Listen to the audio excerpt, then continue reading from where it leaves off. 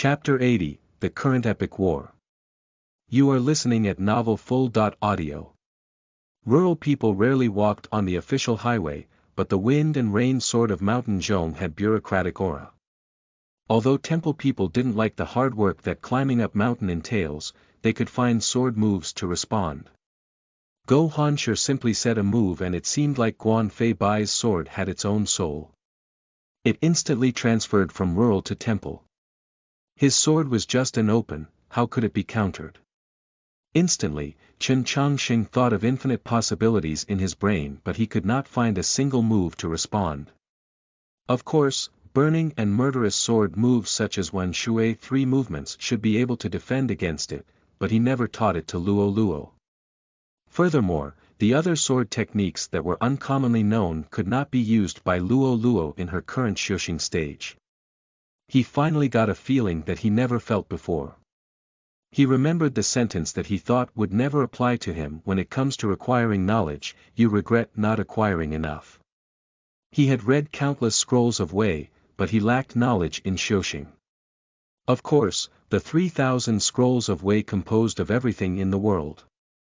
He only needed 2 more years to gain absolute confidence in this ability to transfer the records on the scroll of Wei into knowledge in the aspect of Xuexing.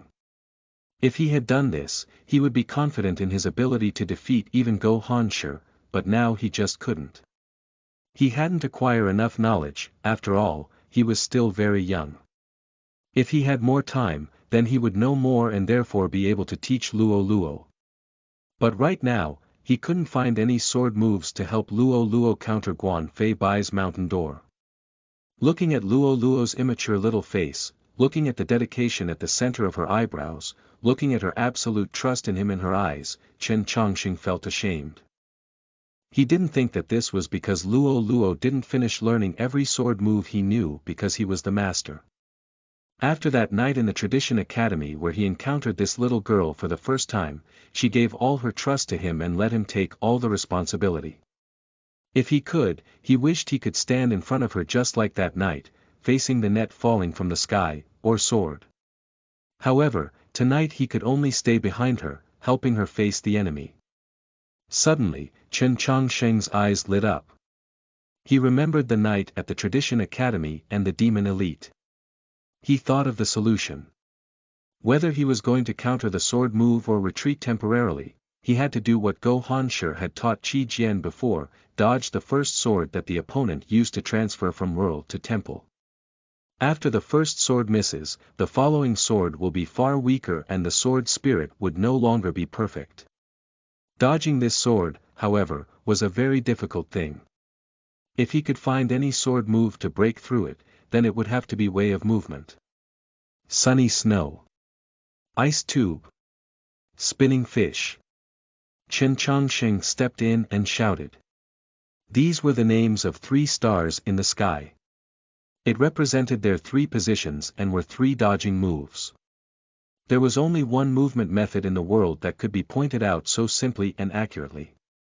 Luo Luo held her sword, slightly moved her toe and her body shook a little. A soft wind blew in the square.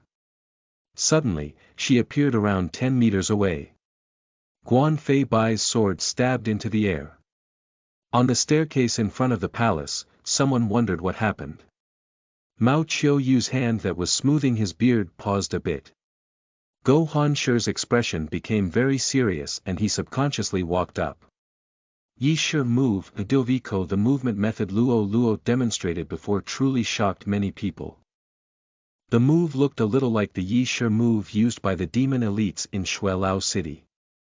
It wasn't until the next moment did big figures such as Mao Qiuyu see clearly that it wasn't the actual Yi Shi move, but was a simplified version of it or rather, a modified, simple way of movement.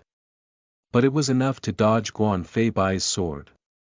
Go Hanshi's expression was still serious and he was shocked. Even if it was only a simplified version, the fact that Luo Luo could simplify or mimic it, then it showed that she at least understood Yi Shi move. Yi Shi move was the top secret move of a branch of the demon race. Where did this youngster learn it from? 13 returns to the west. Chen Changxing didn't care about the surprised crowd. He look at Go Hanshi as he called out another move unhesitantly. Using the Yi Shi move to help Luo Luo dodge the mountain sword that Guan Fei Bai used, Chen Chongqing knew that it was his turn to call an attack. When he was speaking the words 13 returns to the west, he looked very confident. His mind was very calm. He was calm because he was certain that Luo Luo would win in a moment. 13 returns from the west was a sword technique from a tribe in the north. Actually, the sword technique didn't have a name, but if it needed a name, it would be Return from the North. It was recorded as Sword of Frontier by an ancestor of the tradition. No one knew this sword technique, and Chen Chongqing only knew it because of a book he found under a cattail hassock in an old temple in Xining. This book was not even in the 3,000 scrolls of Wei. It was only in some travel notes, just travel notes. Previously, Go Hanshi used the devious sword technique of Dong Lin 7 stars to give Luo Luo and him a hard time responding, and now, he wanted to use a even more devious sword technique to defeat the opponent. Now that Luo Luo and Guan Fei Bai were around 30 meters apart, both were situated at perfect positions at the East Star. It was the scene that he had been waiting. The two people's positions indicated that it was the most suitable time to let the Sword of Frontier shine. As long as Luo Luo used 13 returns to the west, with her ability she acquired from practice in the last few months, the Tradition Academy would definitely win this fight. Go Hanshi had been looking at Chen Chongqing since the beginning. He saw the calmness and confidence in his eyes. He heard the sword move Chen Chongqing said, but couldn't remember where this sword move came from. There is actually a sword move that I don't know. Go Hanshi thought to himself. Go Hanshi felt surprised. He stared at Luo Luo's hand, which was holding the sword and was preparing himself for the attack. He felt doubtful of himself at such kind of competition for the first time. The square was completely silent. There wasn't a sound even while the wind blew. Many people saw that this was the key move. Everyone was looking at Luo Luo, waiting to see how powerful 13 returns to the west was. An unknown amount of time passed by until Luo Luo finally moved. She looked back at Chen Chongqing and said pathetically, "Master, I don't know how to." Mao Qiu Yu sighed. 13 returns to the west, long time no see. On his face, there were some regret, some sadness, and also some happiness. If Princess knew this move, the Tradition Academy would have most probably won tonight. But there was no if. Luo Luo didn't use the legendary 13 returns to the west, so the battle had to continue. This was only an interlude. Chen Chongqing felt shocked, but he didn't feel lost. The interlude actually helped him get rid of his nervousness. He immediately said another sword technique. It was the wind and rain sword of Mountain Zhong, again.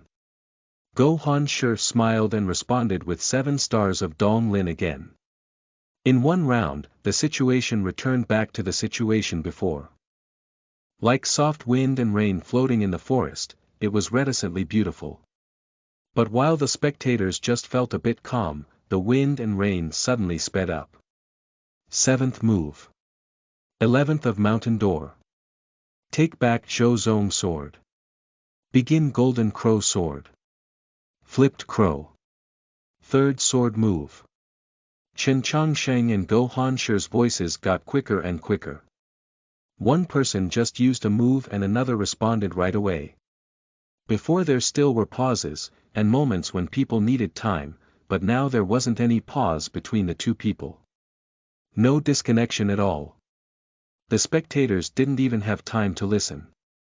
How could they have any time to think? Their voices got quicker and quicker, and so, Luo Luo and Guan Fei Bai obviously moved faster and faster. After a while, the two used several dozens of moves. The sword techniques of various branches in the Li Mountain sword sect are all exhibited by Guan Fei Bai using his sword. On the other hand, the sword techniques in the library of the Tradition Academy were all used today by Luo Luo. There was no pause. Neither of them paused to rest. Chen Chongqing and Go Hanshi continued to give commands. Luo Luo and Guan Fei Bai continued waving the swords. The sword spirit was like wind, flying in the darkness. The sword spirit was like rain, pouring out torrentially. As the time passed, infinite sword techniques, infinite movement methods, all appeared on the square in front of the Wei Yang Palace. Some sword moves were from different sword techniques, but Chen Changsheng and Go Hanshi spoke them out one by one and Luo Luo and Guan Fei Bai played them out one by one. The fight was fluent and connected as if they had practiced it together before. Some sword moves were famous multiple-hit techniques, but they were broken up by Chen Changsheng and Go Hanshi to appear after more than 10 moves later. However, it was surprisingly more effective. The spectating crowd that was standing on the staircase was dumbfounded. Shouting could be heard occasionally due to shock. That works too. What is this move? Teacher, this move is so unreasonable. Elder, do you know this move? The night was dark, stars were shining, and the sword waves were crossing the field. The teachers and students of the schools in the capital, and the southern ambassadors were all enjoying the extraordinary competition between the Tradition Academy and the Li Mountain Sword Sect tonight. The vast knowledge and wisdom exhibited by Chen Changsheng and Go Hanshi was shocking. Also, the people who were actually fighting in the field earned everyone's respect. Since the beginning to now, Chen Changsheng and Go Hanshi had called for several hundreds of sword moves. With an exception of the 13 returns to the west, Luo Luo and Guan Fei Bai used them all to perfection. The battle was perfect. This was such a rare circumstance to come by. Principal Mao Qiu-yu's evaluation before, already made students in the capital feel very shameful. Surely Li Mountain Sword Sect's education to disciples already surpassed the great Zhou dynasty, and surely every one of the 7 rulings was determined and hard-working. But how about the little girl? As the only daughter of the noble White Emperor, how could she work so hard, and learn so many sword techniques? The shocking shouts gradually got lower, and the discussing voices gradually disappeared. The square in front of the palace became completely silent. The silence represented respect. Mao Qiu-yu looked at the field and suddenly said, the fight between Zhou Dufu and the second emperor in Luoyang city was probably at this level. Hearing this, the powerful figures near him all changed their expressions. Su Shiji stayed wordless because he didn't know what to say. Prince Chenlu was shocked. Why do you say this? Who is Zhou Dufu? The strongest elite acknowledged by the entire continent in the last 10 centuries. What kind of figure is the second emperor? Although the fight between the students of the Tradition Academy and the disciples of the Li Mountain Sword Sect was wonderful, how could it be compared to that epic fight in Luoyang? Obviously they are far away from Zhou Dufu and the second emperor now. Mao Qiu-yu said, but during the Luoyang battle, Zhou Dufu and the emperor were already grown-ups. How old are these students? Chapter 81, Luo Luo's Sword. You are listening at novelfull.audio. Hearing Mao Qiu-yu's words, people now realized the ages of the 4 people on the field. Go Hanshi was the oldest but he was only 20 years old. Guan Fei Bai was 18 years old. Chen Changsheng and Luo Luo were even younger. They are all young. Some of them were at the heart-seeking stage, some were meditation stage, some were just like Chen Changsheng who didn't even reach purification yet. Any elder Xiaoxianists in the spectating crowd could easily defeat them, speak less of Zhou Dufu or the emperor in the past. But they were truly young, so young that no one could determine their future. They have already shown their outstanding qualities tonight, and who could say with confidence which stage they would end up in? People looked calmly at the raging battle in the field and listened to the names of the different techniques. They were silent and had complicated feelings. In their eyes, the result of the competition tonight between Tradition Academy and Mountain Li's Sword Sect wasn't important anymore, or in other words, there were no losers tonight. But Chen Changsheng and Go Hanshi didn't think so and Luo Luo and Guan Fei Bai didn't either. Tang 36, Elder Xiao Song Gong, Tradition Academy and Mountain Li's Sword Sect only wanted to defeat each other. A long time has passed. A very long time. The spectators and the two battling forgot the existence of time. Although their speed of speaking didn't slow down, Chen Changsheng and Go Hansher's voices became hoarse. Luo Luo and Guan Fei Bai's attacking speed didn't slow down and was as precise as before, but their breathing became more rapid. Finally, Chen Changsheng and Go Hansher got silent at the same time. They have finished all movement techniques and sword combos. The water has pierced the white stone. The dozen feet or so of distance between Luo Luo and Guan Fei Bai disappeared before anyone realized. The two faced each other directly and Falling Rain Whip met that ordinary longsword in the night sky without a trace. This battle had lasted a long time. Chen Changsheng and Go Hansher took a step forward. Luo Luo and Guan Fei Bai both had used several hundred sword techniques and countless movement techniques to finally cross the 10 feet of distance between them. At the final moment, the two weapons, the whip and the sword met each other. This wasn't predetermined but rather was out of chance. It was exquisite. The battle had reached this point, but they weren't exhausted. However, it seemed to be the end of this competition. Since the Falling Rain Whip and that longsword met and their owners can't use their chi, then obviously, the fight couldn't continue. Such an intense and fancy battle ended in a draw. This fit the likings of all Xiaxingists. Nothing but silence filled the palace and the crowd. Even after a long time, it was still quiet. Then suddenly, an applause was heard. The person who was clapping was Mao Qiuyu, the principal. Then Prince Chen Lu, then the bishop, then everyone including head of family of Qiu Shan and Su Shiji. Although these two weren't too happy, they couldn't help but give praise to the battle. The applause got louder and swept through the field like a storm. Praise and amazement filled the palace. People were admiring Luo Luo and Guan Fei Bai's postures shown through this competition, but they praised more about the knowledge and ability Chen Changsheng and Go Hansher showed the world. Especially Chen Changsheng, many people were looking at the youngster and thought shockingly, this youngster is worth the respect of Princess Luo Luo. If he can Xiuxing, wouldn't he become the second Go Hansher? The bishop spoke a few words to Officer Xian who was standing behind him. Officer Xian followed the command and led his subordinates to give some regenerating medicine of Palace Li to Chen Changsheng and Go Hansher. Many people may think that Luo Luo and Guan Fei Bai were exhausted from this battle, but the bishop knew that Chen Changsheng and Go Hansher's minds were actually dried out from overuse of their mental power. Especially since Chen Changsheng couldn't Xiuxing and couldn't use his qi to nurture his soul, if he doesn't consume the medicine in time, he may get harmed severely and wouldn't be able to reach back to his prime.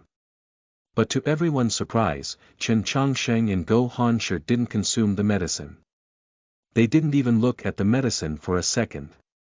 They were still looking at the battlefield, they were still looking at Luo Luo and Guan Fei Bai. Only until now the people spectating noticed what was happening on the field. Luo Luo and Guan Fei Bai didn't draw back their weapons. They didn't want to leave the field. The crowd got quiet once again as they looked at this scene with wonder. They didn't know what would happen. These two were not willing to accept the draw. The competition has yet to finish. Luo Luo and Guan Fei Bai didn't care about the countless eyes staring at them because their own eyes were closed. Falling Rain Sword and the long sword encountered each other in the night sky and never separated. Their eyes were closed and were focusing on the vibration felt by their palms. They were trying to detect each other's thoughts and next move. Luo Luo's shirt was covered in sweat and smoke was coming out of the chilling temperature of the autumn night. She seemed to be a goddess. Guan Fei Bai's eyes were shut and his eyebrows were like swords. A drop of sweat was slowly trickling between his eyebrows. He was like a formidable general. Chen Changsheng and Go Hansher looked at the field quietly. Their faces were pale but they didn't speak. They have done all they can, but neither Luo Luo nor Guan Fei Bai lost in the previous battle. Now the people who can decide the result of this battle wasn't them, but rather the battling two. Without a warning, Luo Luo and Guan Fei Bai opened their eyes at the same time. The long sword slashed upward. Countless white streams appeared in the night sky.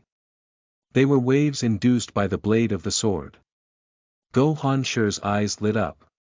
He recognized that this sword technique didn't belong to Mountain Li's sword sect nor any sect for that matter. It belonged to Guan Fei Bai.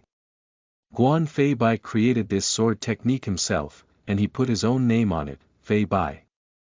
Fei Bai is a technique of calligraphy. Its momentum is unstoppable and well connected, but in the middle, there would be a blank space. This type of calligraphy technique must use a dry brush, which means that this technique used the sense of dryness and isolation. Although this sword technique may not be the most powerful move Guan Fei Bai had, it would be the move that he could use the best. In and out of the palace, Guan Fei Bai had endured too much insult tonight. He had endured too long. Even during this long battle with Luo Luo, he had suppressed his rage and followed the command of his senior precisely. Until this moment. He had gone through too much. Yes, he was yet to be exhausted because he never used his qi. But his rage and pride inside were dried up by the long wait time. At the last second, he finally released his momentum that he had suppressed all night. This momentum was powerful, therefore it can fly, therefore it was dry and isolated. He didn't need to use qi. Just by his powerful will of sword, he can defeat any opponent. As Guan Fei Bai moved his sword, Luo Luo moved as well. What kind of sword technique would she use to counter Fei Bai? Falling Rain Whip was tightened and straightened just like a well-sharpened tree branch. She stared into Guan Fei Bai's eyes and didn't look or care about his sword.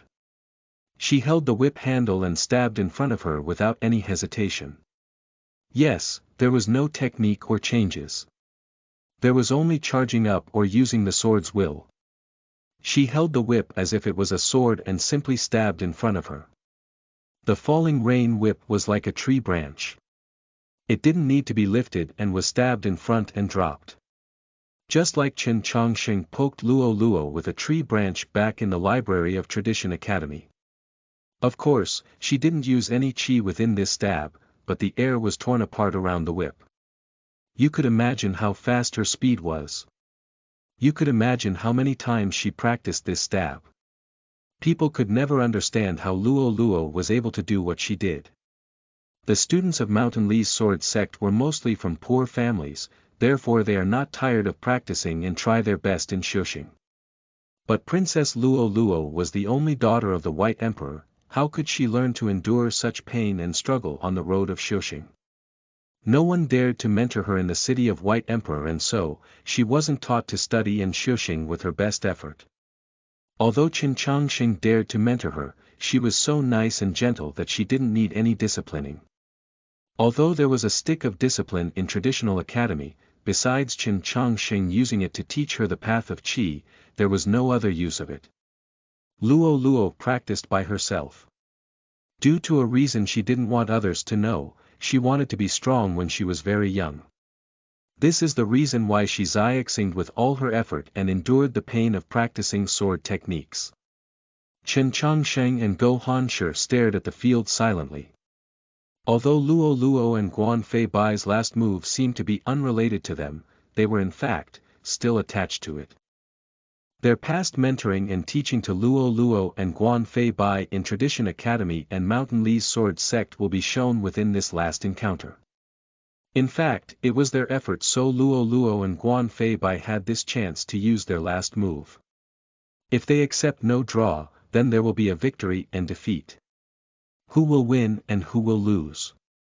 Will the sword be stronger or will the whip be faster? People concentrated on the field and their expressions were of nervousness.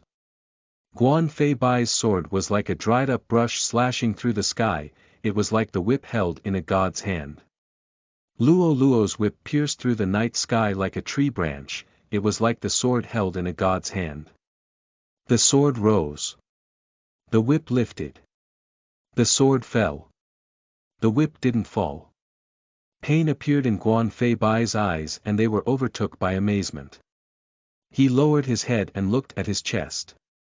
His chest was torn apart and falling rain whip was stabbing through it like a sword. Blood was slowly pouring out of the wounded spot. He raised his head and glanced at Luo Luo. He was both surprised and furious. He wanted to ask something but he couldn't open his mouth. Blood was dripping out from the corner of his lips. Falling rain whip didn't advance. Luo Luo stopped. His wound was mild. The blood dripping out of the corner of his mouth wasn't due to Luo Luo's whip, but rather his extreme emotions of anger and pride that harmed his veins. Thank you for the fight.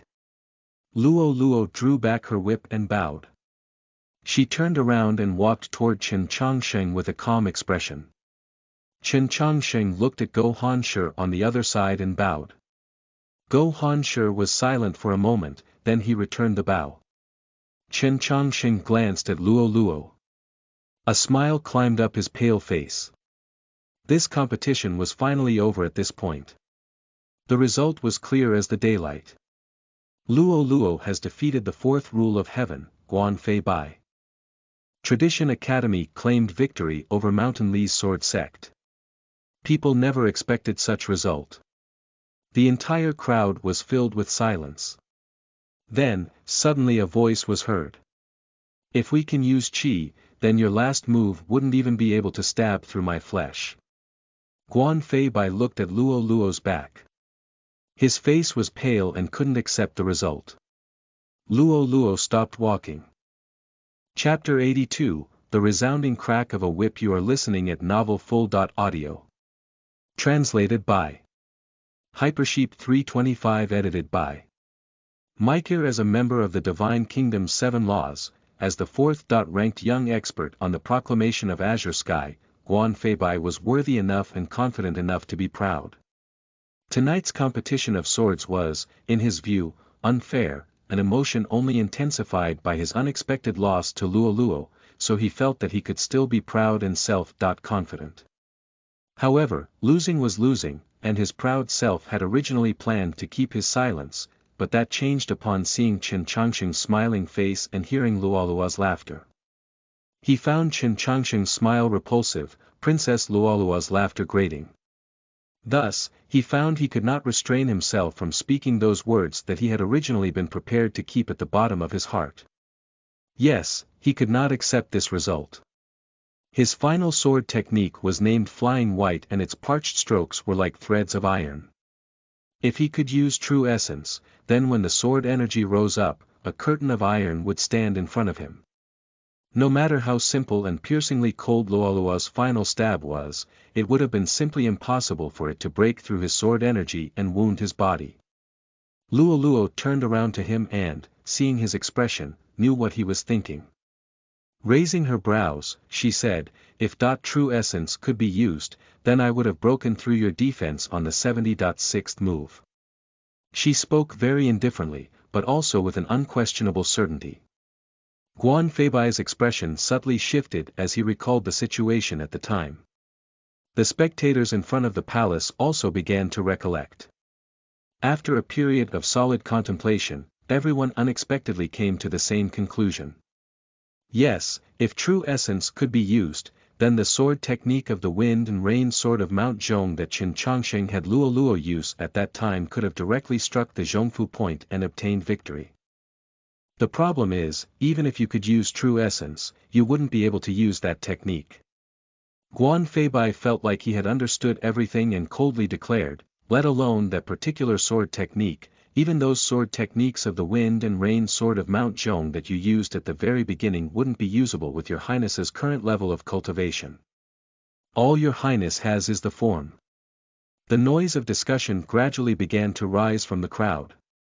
Everyone, including the senior experts such as Principal Mao Qiuyu, had to admit that Guan Fei Bai's words were reasonable. The greatest problem with demi-humans cultivating in human techniques was that the meridian networks of the two were vastly different, resulting in problems arising when circulating true essence. At present, the demi-human experts of the continent, including Jin Yulu who had earlier taken action, perhaps had some interaction with human cultivation methods in their youth, but upon reaching adulthood, they all still learned the secret cultivation methods of the demi-humans. In tonight's competition of swords, Princess Luoluo had used human sword techniques and so must have cultivated with human methods. Logically speaking, if she could not reach the upper level of meditation, it would naturally be impossible for her to use some of the mightiest techniques of the wind and rain sword of Mount Zhong. No one had brought up this matter earlier because it had already been decided that neither side would use true essence, testing more the skills of Qin Changsheng and Go Hanqi. Of course, the abilities of Luoluo and Guan Feibai were also tested, but since those sword techniques she used only had the form and were also in accordance with the rules of the match, no one could criticize her. Only when Guan Feibai broached the matter did the crowd feel that this match was even more unfair to the Mount Li sword sect than they had earlier thought. The wind blew across the dark palace. On the roof of the palace, the white crane had buried its head in its feathers, seemingly already asleep. Nobody spoke, only gazed at Luoluo. Although no one criticized or denounced her, nor dared to rejudge the battle, the meaning behind those gazes was exceptionally clear. Go Hanqi shook his head, indicating that Guan Feibai should return. Luoluo saw the look in the eyes of those humans and slightly raised her brow, a sense of discomfort in her mind. However, she said nothing more, turning and making her way towards the edge of the plaza. Guan Feibai looked at her back and gave a noiseless sneer before also turning around. The two walked away, backs to each other, gradually distancing themselves all the way until they had almost returned to their respective groups, separated by several dozen zhang. Just then, Luoluo suddenly stopped. Then, she did one thing. She gripped the falling rain whip and casually lashed it against the ground. The whip rose like the wind and fell like the rain, precisely the most powerful technique of the wind and rain sword of Mount Zhong. A crisp crack. The falling rain whip, brimming with true essence, struck like a sword against the incredibly thick ground. For just an instant, the ground in front of the palace hall seemed to tremble. Instantly, a massive crevice opened in the ground. Dust and bits of stone shot out of the crevice, seeming like thousands of moths under the starlight. Who said that there was a problem with demi-humans cultivating in the techniques of humans? Just where did the might the falling rain whip had displayed just now come from? Who said that it was impossible for her to use the mightiest technique of the wind and rain sword of Mount Zhong? Just what was that whip strike then? At the crisp crack, Guan Feibai suddenly turned. He had not seen the movement of Luoluo's whip, but he saw the traces of true qi in the night sky and heard the cracking of the ground. He looked to the ground and saw a crevice spreading towards him, ultimately terminating around a foot from his position. The dust and stone burst from the crevice and clattered to the ground. His pupils contracted and his face instantly turned pale. He could guess which technique of the wind and rain sword Luoluo had used. Precisely the sword technique he had said she would not be able to use. When they were competing in swords, they had been separated by 10-odd zhang, while now, they were separated by several dozen. Right now, her sword intent could reach to right in front of him, so what about back then? He finally understood that, through some inexplicable method, his opponent had long since broken through that threshold between demi-humans and humans, and completely grasped the wind and rain sword of Mount Zhong. This being the case, if their match had not forbidden the usage of true essence and was a true battle, would he not still have lost?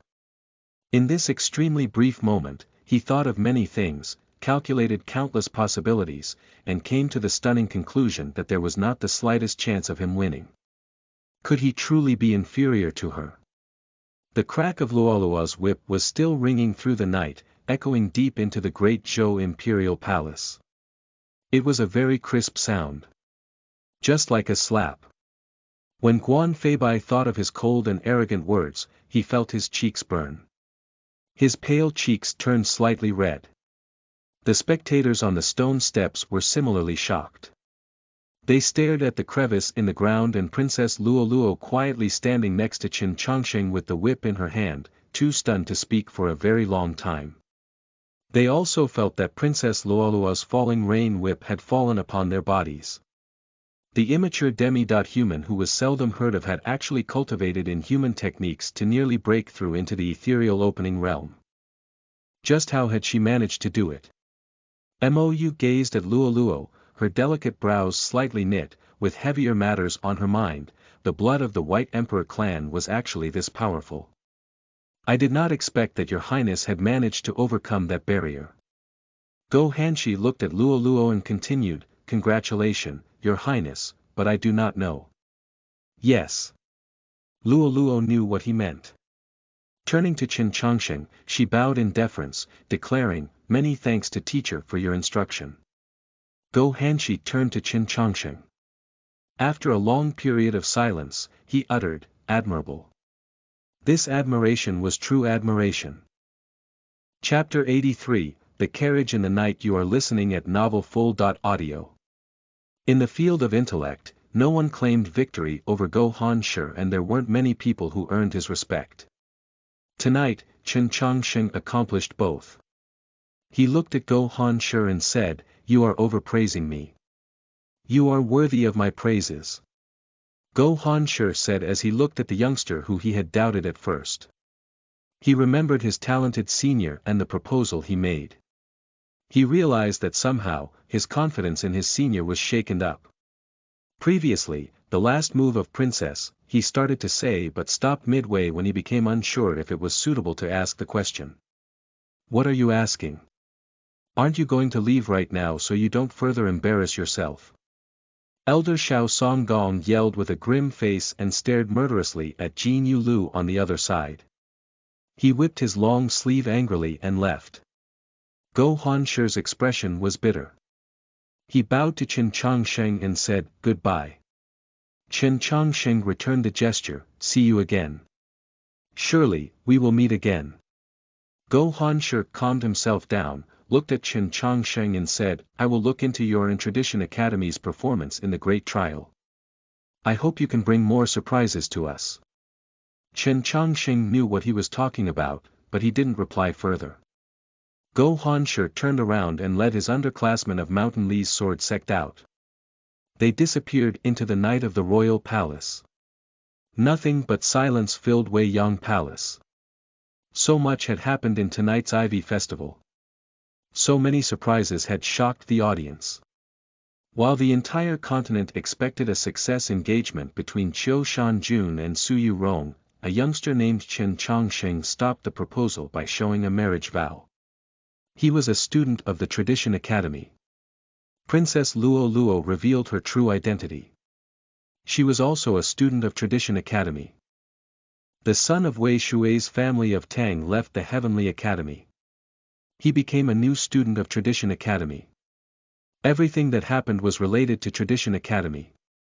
To get back at the Tradition Academy, the powerful Mountain Li's sword sect used the rules of Ivy Festival to challenge the school that was in ruins for many years. At last, Tradition Academy won. It was a dominant victory. The tide riding process and unexpected ending was unbelievable to many people at first. People looked at the direction of Tradition Academy and noticed how young the three students were. They couldn't grasp what had happened tonight. Most of the eyes were looking at Qin Changsheng. Although his status was obviously much lower than that of Luo, as the fiancé of Su Yurong, teacher of Luo, and representative of the Tradition Academy, he was sufficiently qualified to attract the crowd's attention. The crowd realized that after tonight, the once ruined Tradition Academy may regain its past glory. And this new student of Tradition Academy won't stay an ordinary youngster that no one knew about. No, he will become the center topic of discussion of the entire capital or even the entire continent. People were looking at Qin Changsheng. Qin Changsheng was only looking at Su Shiji. Su Shiji knew clearly why the youngster was looking at him and his face became pale. The bishop smiled and said, even if this son.in.law isn't as qualified at Qiu Shanjun, he's already not too bad. Su Shiji's face got grimmer. The bishop laughed, said nothing more and left. The crowd in front of the palace dispatched slowly. Principal Mao Qiu stepped down the stone stairs and pulled Tang 36 aside and spoke to him. Mou walked to Chen Chongsheng with her eyebrows slightly lifted. She wanted to ask him how did he got out of Tong Palace, but she saw Luo Luo staring at her like a hungry tiger and smiled bitterly. Say, princess. You can't blame me for what happened tonight. I don't have any ways of altering the process either. Suddenly, the cry of a crane was heard in the night sky. People lifted their heads and saw the white crane fly away stylishly. It came to Zhou Royal Palace to deliver a letter and see a person. Since it accomplished these tasks, it was only natural for it to leave. As he saw the white crane slowly fade into the distance, Chen Chongqing felt that he forgot something. He glanced at the ruined garden in the depth of the palaces and nodded to show his respect. A line of carriages was driven to Li Palace. It belonged to the crew of southern ambassadors. Compared to their joy and liveliness at their arrival, they were now silent and depressed. Sometimes a cough or two could be heard from the carriage. Go Hansher covered his mouth with a handkerchief and wrinkled his eyebrows. His face was a little pale. He didn't want his coughing to disturb other people, especially the elder, Xiao Song Gong, who's sitting in the carriage in front of him. Although he didn't participate directly in tonight's competition, he consumed much of his mental power by controlling Qi Jian and Guan Fei Bai's battles. Even if he used the medicine that the bishop gifted him after he got on the carriage, he would still feel a little sick. I never expected this youngster named Chen Chongqing to be so outstanding. Go Hansher extended his arm and lifted the curtain as he glanced at the palace behind him. Thankfully, he can't shushing or else it would be big trouble. The three other disciplines were also in the carriage. After they heard this, their moods changed a little. Because that youngster named Chen Chongqing was the fiancé of Su Yurong. Will she actually marry him? Guan Fei Bai said with an unhappy face. The entire South knew how our senior treated Sister Su, but what was Sister thinking? She intentionally sent the white crane to deliver the letter, but did she ever thought about the consequences? How would our senior feel about this? How can we blame Sister Su? Go Hansher sighed. He didn't know who was to be blamed. Plus, it was the decision of the elders of the sect. The disciplines didn't have the right to judge such a decision. The carriage was spacious. Go Hansher, Guan Fei Bai and the fifth rule sat in one row while Qi Jian sat on the other side by himself. The thin youngster's head was down because he felt pitiful. Guan Fei Bai looked at him and wrinkled his eyebrows. In a soft tone, he said, I lost to Princess Luo Luo because I was weaker than her. Your defeat to Tang 36 was an accident, don't think about it too much. Qi Jian raised his head. His face was full of shame and sadness. Go Hansher smiled and said, the great trial isn't too far away. In just a few months you will win back everything you lost tonight. The other disciplines agreed calmly because it was something obvious. Although Mountain Li's sword sect lost to Tradition Academy tonight in Ivy Festival, no one really thought Tradition Academy was stronger than Mountain Li's sword sect. The loss was due to the rules and unexpected strength of Princess Luo Luo. On the day of the great trial, the Tradition Academy would have no chance of making a comeback. Because the rules of the great trial would be different, because they are the 7 rules of heaven, and because Go Hansher would participate in the event himself. Go Hansher looked at the streets of the capital through the window and started coughing again. He wrinkled his eyebrows. This year's Ivy Festival will be unforgettable for many people. Some won't forget about this event because of the bitterness, such as some of the southern ambassadors. Head of family of Qiu Shan won't forget because he came with joy and left with shame. Su Shiji won't forget because he got slapped in the face by Chen Chongqing with the marriage vow. Chen Chongqing wouldn't hate what happened tonight. Although he was angry when he was sealed in the ruined garden and he was furious when he was about to die in the Black Dragon Lake, he couldn't hate anyone or maintain his anger because many events occurred that night. Chen Chongqing was in the carriage of the herb garden. Because Jin Yulu didn't want to sit inside, only 2 young boys and a young girl sat inside the carriage. They sat on the soft cushions and looked at the lamps outside of the window. They didn't talk for a long time and the silence remained. Only the sound of wheels rolling through the street could be heard. They arrived at a street near River Luo. Chen Changsheng stared outside of the window and suddenly started laughing. Tang 36, who was eating grapes when Chen Changsheng started laughing, almost spit out the fruit in his mouth. He mockingly said, "You are stupid." Luo Luo felt that Tang 36 was disrespectful to her master and was a little unhappy. Chen Changsheng wasn't bothered by Tang 36 and continued looking at the sceneries outside. His face was filled with joy. For some reason, he wasn't coughing like Go Hanshi. L.C. tonight was Qi Shi. It was a romantic time for lovers. As the night got darker, River Luo became less lively.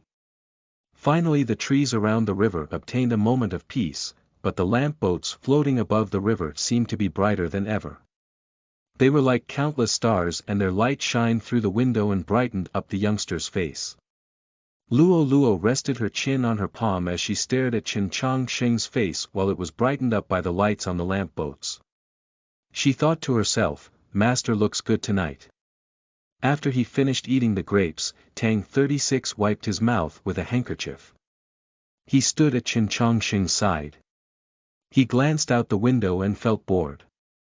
The view of the capital during Qi Shi wasn't as pretty as the scene of Wan Shui in his eyes. He looked at Chen Changsheng's face and asked, "How do you feel?" Chen Changsheng looked at the surface of the river and was silent for a long time. He thought deeply. The old temple outside of Xining village. The old books filled the entire room. That old bamboo dragonfly. That old marriage vow. The insults he received from General's mansion. The oppression of Heavenly Academy and other ivies. The exile to the ruined garden. The forgotten Tradition Academy. Many scenes flew past his eyes and disappeared. Just like the rays emitted by the lamp boats on River Luo. The last image appeared. It was the entrance of Tradition Academy after removing the overgrown ivies. The dark floor of the library, the tree around the lake and the little girl was standing beneath the tree. "And friends. I'm happy." Chen Changsheng glanced at Tang 36 and Luo Luo and said, "I'm very happy." Although he was not afraid to speak, he didn't like to talk much. Besides, he didn't know how to talk in a fancy manner. If he said he was happy, then he was truly happy. He was happy to be a student of Tradition Academy. He was happy that Tradition Academy won against Mountain Li's sword sect. He was happy that Su Yurong couldn't marry Qiu Shanjun. Yes, the marriage vow wasn't important, but respect was. Lastly, he was happy to know them. Chapter 84, A Full Night Talk. You are listening at novelfull.audio. The willow trees around River Luo were waving back and forth in the night. Luo Luo's eyes widened. She looked at Chen Changsheng and said, "I'm very happy to know you as well." Tang 36 scratched his head and felt that it was his turn to express his thoughts, so he added, "All right, I'm happy to know you guys too." Chen Changsheng was speaking from his heart. When he decided in the old temple of Xining village to come to the capital, he never thought he would encounter so much trouble and meet so many people. An ordinary youngster like him became friends with the son of Wei Shui's family of Tang, a genius on the honor roll of Green Cloud. It was even luckier for him to meet the only daughter of White Emperor, the most noble Yao princess in the entire continent. Don't think of yourself as an ordinary youngster. Tang 36 saw his expression and knew what he was thinking about. That day when we met during the entrance exam of Heavenly Academy, I was sure that you were not an ordinary person. You are a genius. How am I so sure that you are a genius? Because a genius like myself want to be friends with you. Chen Changsheng thought back to the tavern when Tang 36 said some similar things. It may seem like he was complimenting Chen Changsheng, but whilst doing so, he was praising himself. Luo Luo thought what Tang 36 said was logical. She always believed that Chen Changsheng was the most talented person in the world. Plus you are the fiancé of Su Yu Rong. Tang 36 looked at him and said, from just this fact, who in this continent would think that you are just an ordinary person? Luo Luo clapped and admiration filled her face. Yes, yes, she agreed. Chen Changsheng was a little stumped. He looked at Tang 36 and asked, why do I feel like this is the most important point you are trying to express? What I am trying to say is that you should tell us about such an important thing next time. Tang 36 reached his arm in front of Chen Changsheng and said, let me see that. See what? Chen Changsheng was confused. That marriage vow, of course. Tang 36 looked at him as if Chen Changsheng was an idiot. It's the marriage vow of Su Yu Rong. After showing the marriage vow in the palace, Chen Changsheng had already put the paper back into his pocket.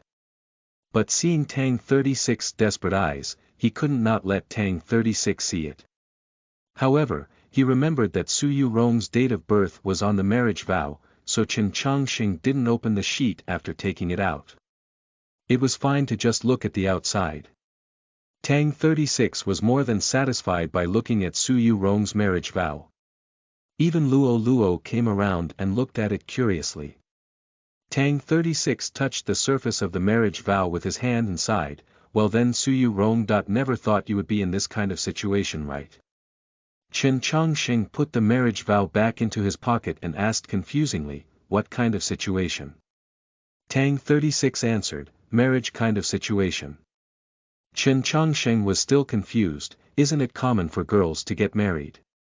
Tang 36 said, a woman like Su Yu Rong. Always gives off a feeling that she won't ever marry to anyone. Chen Changsheng was speechless, but then he remembered that other name constantly mentioned together with Su Yu Rong and asked, what about Qiu Shanjun? Tang 36 felt that Qiu Shanjun was boring, so he steered the conversion away from him. We should be happy tonight, why are we mentioning something unhappy? Luo Luo asked, even if she does marry, why are you happy? Tang 30 said righteously, I'm happy for the young people who are under her in the honor roll of Green Cloud. Luo Luo nodded, you are one of the young people under her. Tang 36 was a little embarrassed, so what? After she gets married, she won't stay outdoor and fight everyone. Luo Luo said, why not? Who said that after a girl gets married, she can't go out anymore? The Divine Queen wouldn't agree to your opinion. Only one person needs to agree with me. Tang 36 glanced at Chen Changsheng and said, discipline your wife. Don't let her come out and bother us. Chen Changsheng smiled but said nothing in return. It was deep into the night when they returned back to Tradition Academy. Xian Yuanpe woke up from the noise and opened the door. Under the lamp, the Yao youngster's right arm was in a cast and his left hand was using a cane. He seemed to be a wounded veteran who returned from the battlefield and may fall at any second. Weren't you healing him before? How come he's in a worse state now? Tang 36 was a little surprised and looked at Chen Changsheng. Chen Changsheng said, if you can make him stay in one place for 2 days and not want to kick rocks and punch trees whenever he sees them, then perhaps his wound will heal more quickly. Xian Yuanpe embarrassingly rubbed his head and said, I won't do it again, or it would be a waste to skip an event like tonight's Ivy Festival. Jin Yulu knew the princess would definitely talk about tonight's event with Chen Changsheng and the other students, so he rode the carriage back to Herb Garden first. The four walked from the entrance to the library and Xian Yuanpe asked about the Ivy Festival. Before Luo Luo could say anything, Tang 36 answered, yes, we won.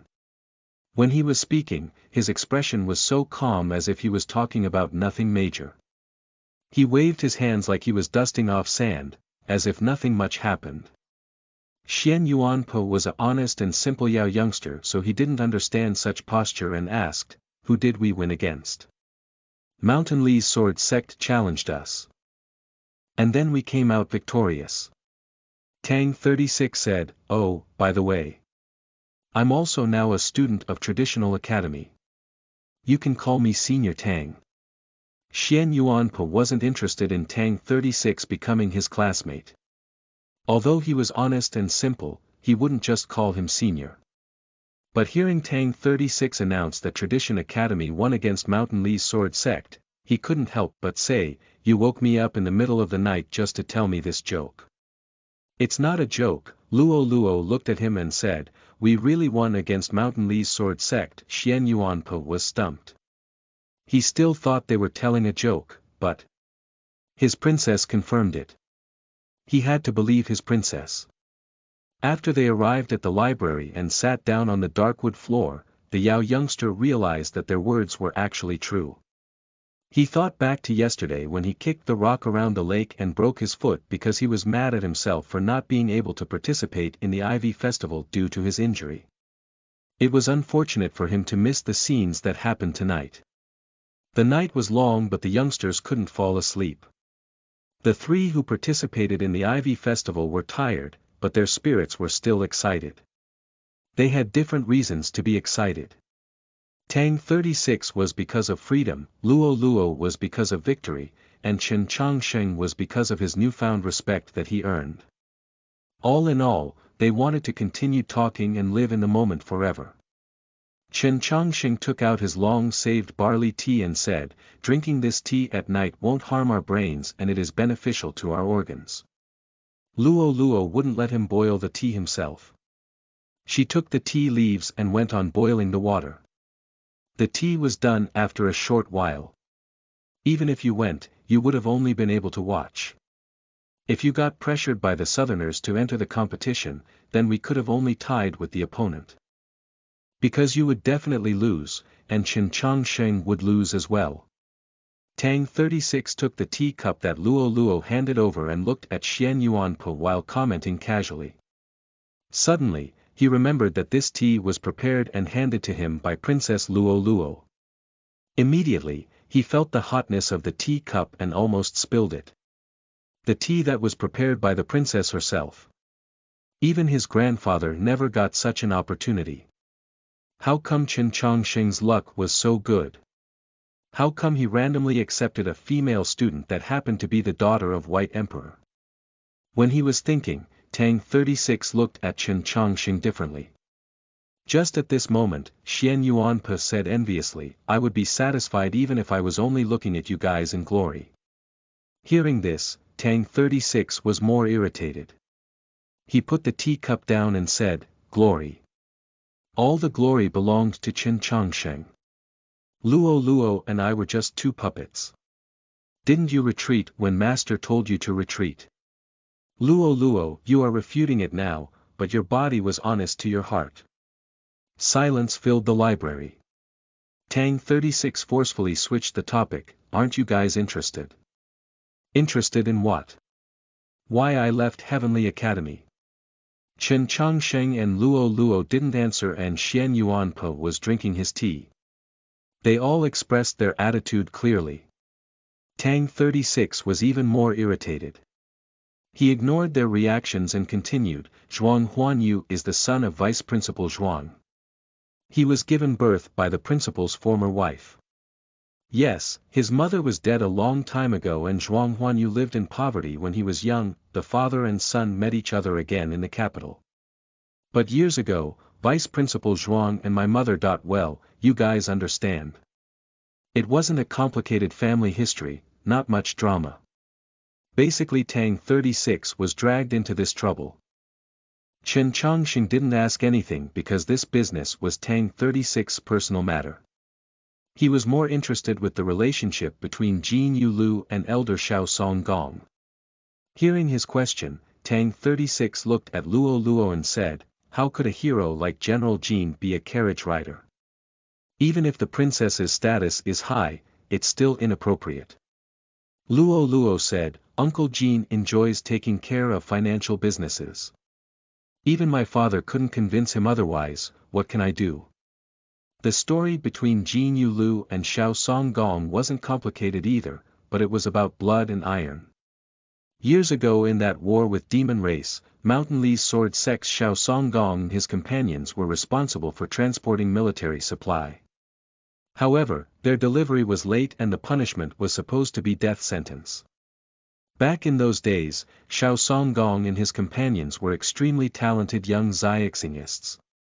They were basically the same rank as the current-day 7 rules of heaven. The southern generals in the alliance begged for mercy, but Jin Yulu, who was responsible for the supply-deliver field, didn't alter his decision. He killed the 3 people, and when he was up to Xiao Songgong, who was placed the highest hope in Mountainly, the head of Mountainly begged the Zhou Emperor to stop him. White Emperor also stepped in and voiced his opinion. Finally, Jin Yulu agreed to spare him. Because of this, the head of Mountainly gave the entire sword technique of Mountainly to White Emperor as a gift. But also because of this, after the war with Demon Race was over, Jin Yulu never accepted White Emperor's reward and left. He lived in a ranch and became a farmer. Only until the birth of Luo Luo did he return to the royal palace, city of White Emperor. The story of the past was done. Now it's back to the present. The joy of tonight has passed and dark clouds will cover tomorrow morning. The young people in the library started thinking about the troubles Tradition Academy will face in the future. Chen Chongqing sighed and said, "I don't know what will happen tomorrow, but I think there will be a lot of troubles ahead of us." Editor Bing. That's stupid vice. Be messing with other people's wives. Like seriously. WTH, and that is not drama. Well. Chapter 85, Break the School, Part 1, you are listening at novelfull.audio. The event that happened in the Ivy Festival was significant enough for people to remember it for a long time and enough for the members of the Tradition Academy to feel proud of it for a long time. But it doesn't take too long for the serious consequences of this event to arrive at the heart of 100 Blossom Street. Would the huge banyans by the lake stand the wind and rain? The most important thing wasn't that the Tradition Academy defeated the Li Mountain Sword Sect. The 2 fights were fair, no one could argue otherwise. The real problem was the thing that caused the 2 fights to happen. Chen Chongqing's appearance at the palace to stop the engagement and prove that he was the true fiancé of Su Yurong. Before the southern ambassadors came to propose, they must have formed some sort of agreement with the great Zhou court. People such as Su Yurong or even Qiu Shanjun probably didn't know about it themselves, but the Divine Queen knew. The union between the South and North would be one of the biggest events since the establishment of Zhou, especially during Divine Queen's ruling period. But Chen Chongqing ruined it. The Tradition Academy reappearance. People saw this as a huge disrespect to the Queen or even a challenge to the Divine Queen's authority. Previously, the Divine Queen may not even have known about an insignificant thing such as the Tradition Academy, but after this event, the Tradition Academy would definitely be under her radar. The Divine Queen would definitely get very mad, so the consequence would definitely be very serious. This was the trouble that Chen Chongqing was talking about. Big trouble. Don't look at me. Such trouble, no one can stand against it. Tang 36 said unhesitatingly. Chen Chongqing said, before in the royal palace, hearing your tone, I thought you were not afraid of Tian Hai family at all. Tang 36 stared into his eyes and spoke word by word, how is the Divine Queen and the Tian Hai family the same? Chen Chongqing felt confused and said, how are they not the same? Tang 36 looked at him as if he was looking at an idiot. He already couldn't remember how many times he had looked at Chen Chongqing like this. He knew that Chen Chongqing obviously wasn't an idiot. Anyone who could compete against Go Hanshi in knowledge must be a genius. Yet sometimes, Chen Chongqing did appear to be very childish. He knew so much book knowledge such as the notes in the Scroll of Wei, but he seemed to not be knowledgeable of politics and famous historical events at all. Moreover, he always thought that he was right, so he appeared to be naive and therefore, idiotic. This is a very complicated question. Even the professors at Li Palace Academy would need a big essay to explain it clearly. Tang 36 said, you just have to know that although the Divine Queen's last name is Tian Hai, she's the ruler of the royal dynasty of Chen. Chen Chongqing didn't understand. He thought a bit and then said, it looks truly very complicated. Master, you don't have to worry too much, Luo Luo said, I have seen the queen many times. The queen is a very kind person, also. In regards to these issues, she doesn't really care. Tang 36 thought the queen might not care, but the problem was the big figures such as Zhou Tong and people from the Tian Hai family. If they believed the queen cared, then the Tradition Academy might still be destroyed. On the other hand, Chen Chongqing thought, the divine queen ruled the great Zhou as a woman, how can she be a kind person? Although I am not well educated in this aspect of study, I can't think otherwise. Luo Luo indeed was only a little girl. Suddenly, they both realized something. Able to see the divine queen often. Yeah, the little girl sitting by them now was not a common little girl. Now that the Tradition Academy had the daughter of the White Emperor, there was no need to be afraid of any type of trouble. Even if there's a huge trouble, Princess Luo Luo can still solve it. Tang 36 looked at her. His eyes were filled with passion. Luo Luo felt a bit uncomfortable, so she shifted a bit towards Chen Chongsheng. The thing they had to worry about the most was the possible troublesome future of the Tradition Academy. Yet no matter how big the trouble was, with Luo Luo by their side, they didn't need to worry about anything. The dark night was filled with stars, like river, like mountain and like plains. There were also stars connecting together, like strokes, to form 5 words. So next, we have to worry about the great trial. Tang 36 said, tonight we are happy. So we can't let the Southerners regain their reputations at the great trial.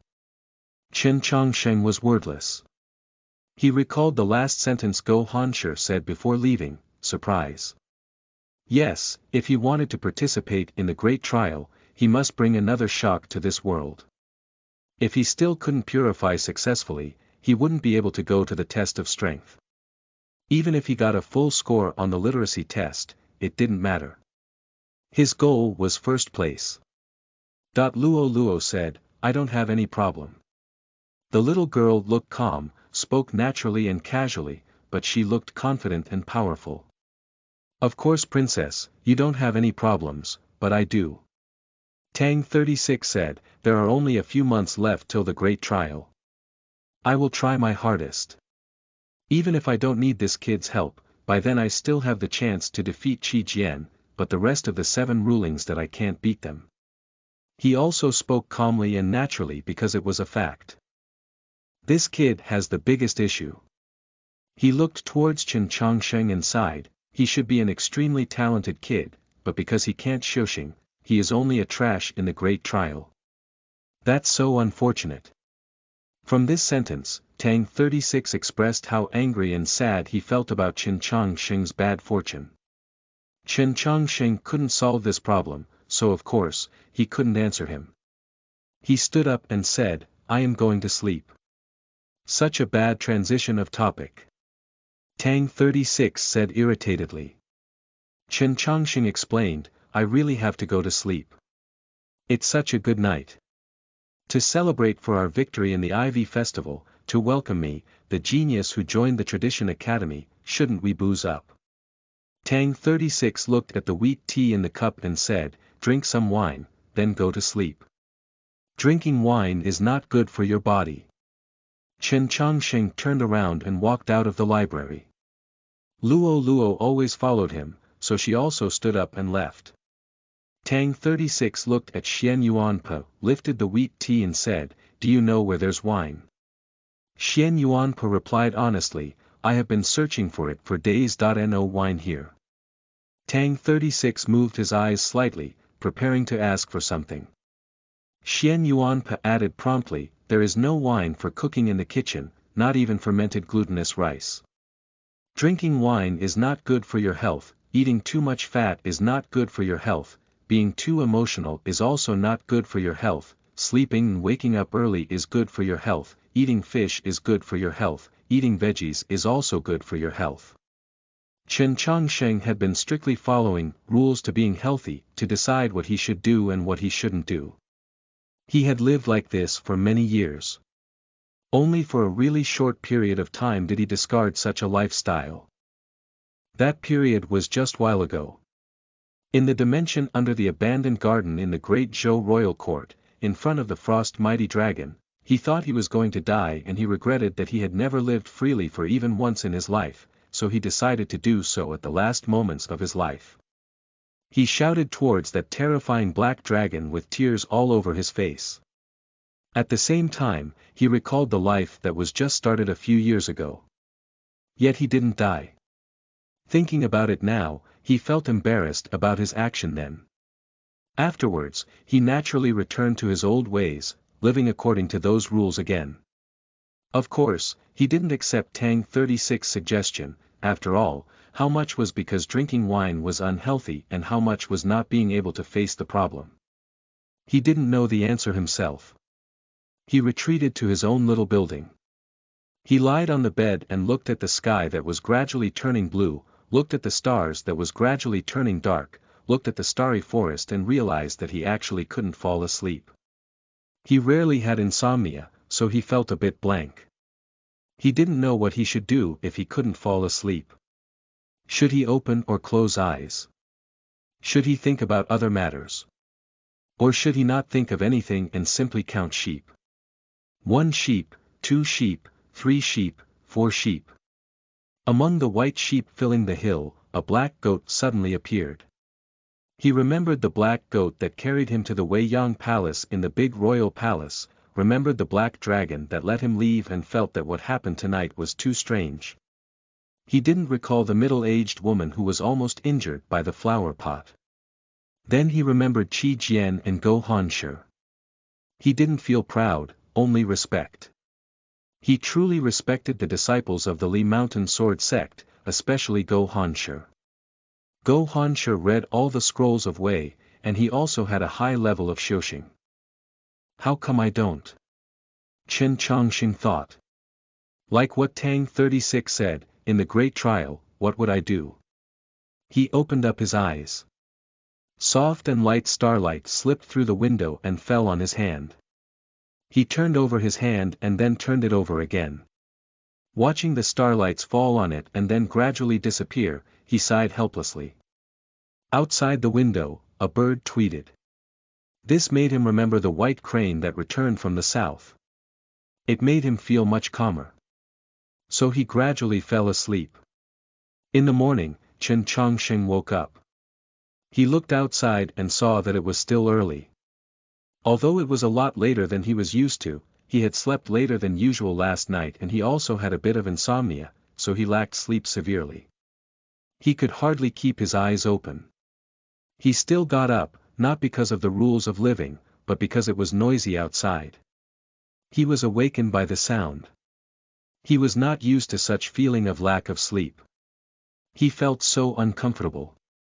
After he cleaned his face and brushed his teeth, he walked out as he rubbed eyes and yawned. Tang 36 and Xian Yuanpo were also awakened by the sounds coming from outside the school. They looked even more uncomfortable than him. It seems that they slept even later last night. I didn't even brush my teeth yet. Hearing the noises outside the school, Tang 36 felt gloomy. Why is it so noisy in the morning? Chen Chongxing asked. Xian Yuanpa thought a bit and replied, because we defeated Li Mountain Sword sect last night, many people are coming to our school to register. Chen Chongxing felt dazed thinking that this might be a possibility.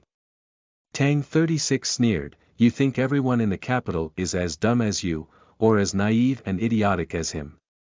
Like what I said last night, since Chen Chongxing offended the Divine Queen, Qiu Shan family, Li Mountain Sword sect, and Dongyu General's mansion all at once, and didn't make the Pope happy.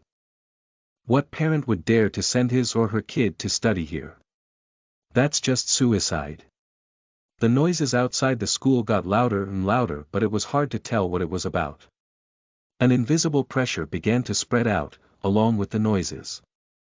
Normally, even if Luo Luo hadn't waken up yet, the breakfast from the herb garden would be delivered here by now. He suddenly had a bad feeling. Chapter 86, Break the School, Part 2, you are listening at novelfull.audio. Walking to the door, they could finally hear the voices clearly. Some people were shouting, some were yelling, and some were even banging on the door, but at least their actions were not too exaggerated. Their words were still polite and their banging was still controlled. Their actions didn't give people a feeling that they were trying to cause chaos. However, there were way too many people outside. It was still somewhat terrifying when the sounds all mixed together. Tang 36 shook his head to suggest Xian Yuanpe to not open the door. He found a wooden ladder from somewhere and placed it against the wall to indicate to him to climb up and see what was going on. Xian Yuanpe followed his indication and climbed up. Looking towards the outside, he instinctively became scared upon seeing the gigantic crowd. Seeing a head stick out from behind the wall, the people got surprised. They all became quiet right away. Looking at this scene, Xian Yuanpe felt that his previous conjecture was correct. He shouted to the crowd, "Are you all here to register for the school?" The people in the front looked into each other's eyes confused. They were wondering how he came up with such a notion. Suddenly, another head stuck out next to Xian Yuanpe. It was Tang 36 who could no longer hold his curiosity. Seeing mostly aged people who were wearing simple but not demeaning clothes, he realized that they were obviously butlers. At the same time, hearing Xian Yuanpe's words, he felt really embarrassed. Can we not be so narcissistic? Do you think these people look like students? He furiously pushed Xian Yuanpe aside and supported himself by pushing against the wall. He spoke coldly, "What do you want?" The people standing in the front began to introduce themselves and voice their intentions. Immediately, the rest began to shout out too, causing a mixture of noises. Tang 36 got a headache from it. He could only recognize some names of mansions and businesses. So these people were all here to visit Princess Luo Luo. After the Ivy Festival last night, the people in the capital finally learned that the White Emperor's only daughter was actually living here, and obviously, they wanted to come visit. First of all, Human and Yao were in a union and the two were trading partners. Even without mentioning this, it was still such an honor to meet the princess. Tang 36 understood why these people were so enthusiastic and why they came so early morning. Indeed, he said before, Xian Yuanpe's thinkings were too naive and narcissistic, but when he actually found out these people were coming to see Princess Luo Luo, and did not care about him and the rest of the Tradition Academy at all, he felt unhappy. To visit the princess, just go to the herb garden. Why make noise here? His expression got colder. No one replied to us in the herb garden. I heard that princess left last night. The head of the butlers who was serving the prince mansion said with a sad face. The rest all followed and confirmed his words. Then he said, "Princess is a student of the Tradition Academy. Since she is not in the herb garden, then she must be here. Princess is not at the Tradition Academy." Hearing these words, Tang 36 felt a bit surprised. If the princess wasn't in the herb garden, then where did she go? Standing on the ladder and looking back towards the Tradition Academy, he saw Chen Chongqing standing under a big banyan. He was looking at the herb garden silently. It was hard to tell what he was thinking. Suddenly, a wagon slowly came from the entrance of the 100 Blossom Street. The people surrounding the entrance of the Tradition Academy all saluted to it. They stood by the sides. Tang 36 saw the middle-aged man on the wagon and recognized that he was actually the vice principal of the Li Palace Academy. The vice principal of the Li Palace Academy, the title sounded a bit awkward. However, his identity and status were clear. The Tradition Academy's door must be opened. Chen Chongsheng and the other two all saluted to this vice principal. The vice principal took out a letter and delivered it to Chen Chongsheng. Chen Chongsheng took out the letter. At the same time, his heartbeat suddenly sped up. He knew that his previous bad feeling was probably going to come true. Lightly rubbing the letter with his finger, he discovered that the seal of the letter was a bit soft. He concluded that this letter was just written a while ago. The writing on the letter cover was beautiful. It was Luo Luo's handwriting. Chen Chongsheng then knew that Luo Luo and her clansmen moved out of the herb garden last night. They left soundlessly to Li Palace Academy. He didn't open the letter. After remaining silent for a while, he looked up at the vice principal and asked, "Why?" "Last night, the princess's identity was revealed at the Ivy Festival, so it's no longer convenient for her to live in the herb garden. It's the same in the Tradition Academy." The vice principal looked at the entrance of the Tradition Academy and said, "You all saw the previous scene. I simply have to not open the door." Chen Chongqing said. "The biggest issue is security. Last night, I just learned that the princess faced an attempted assassination by the demon elite at the Tradition Academy. Now that the entire continent knows that she is in the capital, no matter demons or hidden danger, all will come for the princess. But after all, she is still a student of the Tradition Academy." "I understand what you mean. Do you think the Li Palace Academy will actually fight the Tradition Academy for a student?" The vice principal looked at him and said coldly, "The situation of the continent is always the first priority. We must ensure the princess's security. The princess is still a student of the Tradition Academy, but she's just temporarily living in the Li Palace Academy. You don't have to think too much about it." Xian Yuanpe felt angry. He asked, "How is the Li Palace Academy safer than the Tradition Academy?" Chen Chongsheng and Tang 36 patted his shoulder to show comfort. They didn't want him to continue. The Li Palace Academy was right next to the Li Palace. They were one set of constructions originally. Moreover, it's only a saying to the outside that Luo Luo was studying in the Li Palace Academy. She would definitely live in the Li Palace. The Pope was living in the Li Palace, and so it was obviously safer than the Tradition Academy, and safer than the herb garden. Besides the Great Zhou Royal Court, there wasn't a safer place. Speaking from this perspective, the fact that Luo Luo left the herb garden and the Tradition Academy to move into Li Palace was perfectly reasonable. It was hard to argue. The vice principal of the Li Palace Academy ultimately said the most important sentence. "This is Pope's intention." The vice principal left. Luo Luo and her clansmen moved out last night. Chen Chongsheng climbed up the big banyan and looked towards the herb garden. It was complete silent, a stark contrast to the liveliness in the place in the previous months. He opened up the letter Luo Luo wrote, read it over quietly and stayed silent for a really long time. "Study hard." He spoke to the little girl with his heart. The bottom of the letter was a bit wet. It was probably because in the last moments, Luo Luo finally could no longer hold her tears. She couldn't bear to part. Chen Chongsheng also couldn't bear to part with her, so his eyes became a little wet. "How can you suddenly leave? I still have some questions to ask you." He felt somewhat empty. Is this the feeling of being lost written in the books? He stood on the huge banyan and looked towards the street surrounding the Tradition Academy. He saw that the people that came to the 100 Blossom Street to visit Luo Luo also left. It was completely silent. No matter how many things had happened, as long as she was not here, the Tradition Academy was still a place that people would easily forget. Luo Luo's safety obviously was the thing that the human world concerned the most. This reason was justifiable, but several months ago, the elite from the demon Yi Shi race had already tried to assassinate her. If this truly was for safety, why didn't the Pope make her move back then? Why did he want Luo Luo leave the Tradition Academy right after the night when the Ivy Festival ended? Why was it so urgent? After all, what did this thing mean? Chen Chongsheng understood, Tang 36 also understood, and probably only Xian Yuanpe still felt blank and still submerged in the pain of not being able to serve the princess in person.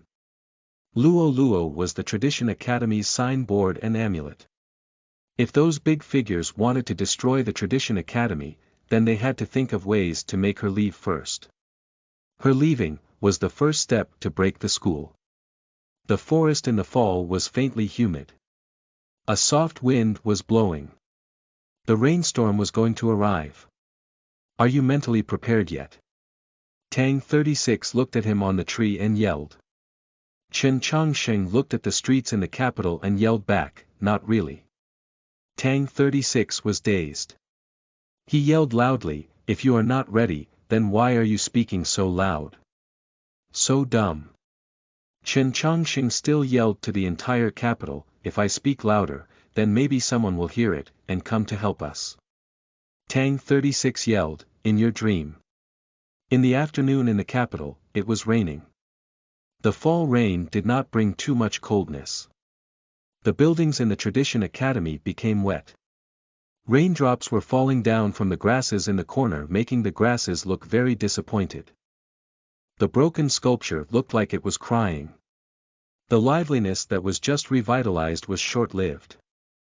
After the rain, the Tradition Academy would encounter its first trouble. Chapter 87, Break the School, Part 3, You are listening at novelfull.audio. There was a knock on the door. Xian Yuanpe went to take a look. After a short while, he came back, and although the youngster had a big beard, it couldn't hide his red face. He was nervous and shy because of the young girl holding an umbrella who followed him into the library. Tang 36 looked at the pretty, young girl and said a little surprised, where did this flower-like girl come from? Xian Yuanpe rubbed his hands nervously and said, I don't know which mansion's miss she is. When I asked, she didn't answer me. Tang 36 said, then how can you let her in like that? Although last night was the 7th of July, the Chinese Valentine's Day, you still should not do so.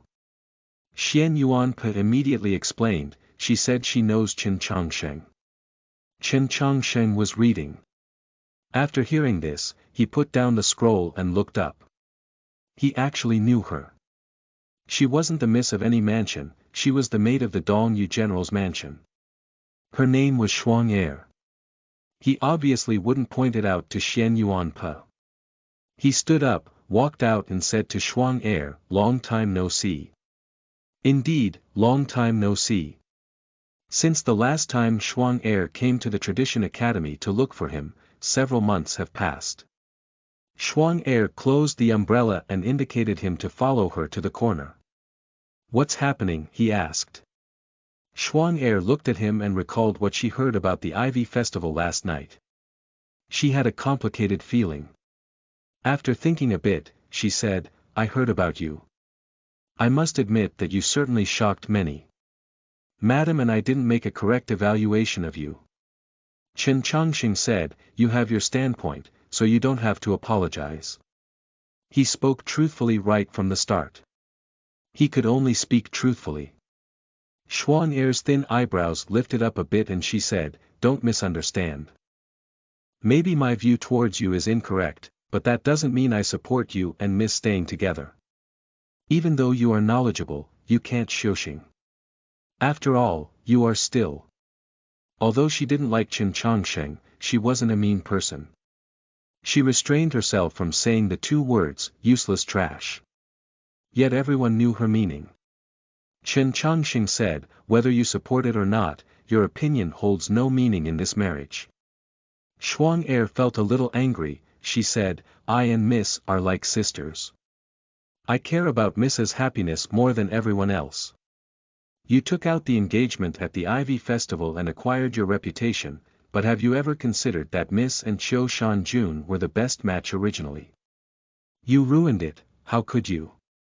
So, you are here to defend Qiu Shanjun. Chen Changsheng looked at her said, you should know, in the Ivy Festival last night, your Miss let the White Crane bring a letter. In the letter, she admitted the engagement herself, but now you seem to have a different viewpoint on it. Are even trying to defend another man. Does your Miss know what you are doing here? Shuang Er couldn't say a word. She didn't know why Miss would do that. Chen Changsheng said, is there anything else? Indeed, I shouldn't have said my last sentence. Shuang Er now calmed down. She lifted her arm to wipe off the raindrop in her hair and said, Miss has a sentence for you. What sentence? Please don't misunderstand. Hearing this sentence, Chen Changsheng remained silent for a very long time. Previously, Shuang Er had said similar words which hurt his feeling a lot. So what did Su Yurong mean by that? He asked, misunderstand what? I don't know. Shuang Er looked at him and said, you should understand it yourself.